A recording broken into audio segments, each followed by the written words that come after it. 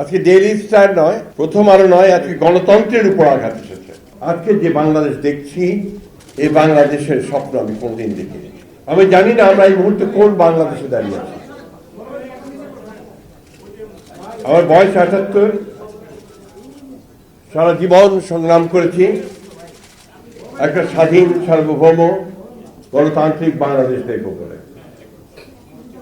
আজকে যে বাংলাদেশ দেখছি, এই বাংলাদেশের স্বপ্ন আমি কোনদিন দেখিনি। প্রিয় সহকর্মীরা, অত্যন্ত পরিষ্কার, এখানে খুব কথা বলার কিছু নেই। আজকে ডেইলি স্টার নয়, প্রথম আলো নয়, আজকে গণতন্ত্রের উপর আঘাত এসেছে। আমার স্বাধীনভাবে চিন্তা করার যে অধিকার, আমার কথা বলার যে অধিকার, তারপরে আবার আঘাত এসেছে। জুলাই যুদ্ধের উপর আঘাত এসেছে, কারণ জুলাই যুদ্ধ ছিল এদেশের মানুষের অধিকার প্রতিষ্ঠার যুদ্ধ। আজকে সেই জায়গায় আঘাত এসেছে।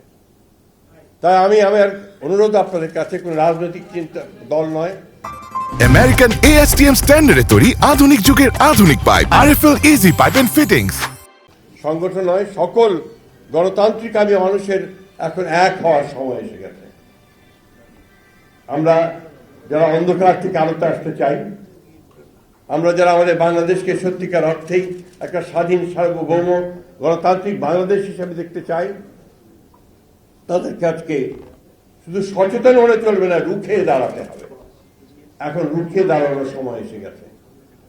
আমি আপনাদের আহ্বান জানাবো, শুধু এখানে এসে একাত্মতা ঘোষণা করা নয়, মানববন্ধন করে সংহতি প্রকাশ করা নয়, আজকে সর্বক্ষেত্রে সর্বশক্তি নিয়ে আপনারা যারা বাংলাদেশকে ভালোবাসেন, তারা সবাই ঐক্যবদ্ধ হন।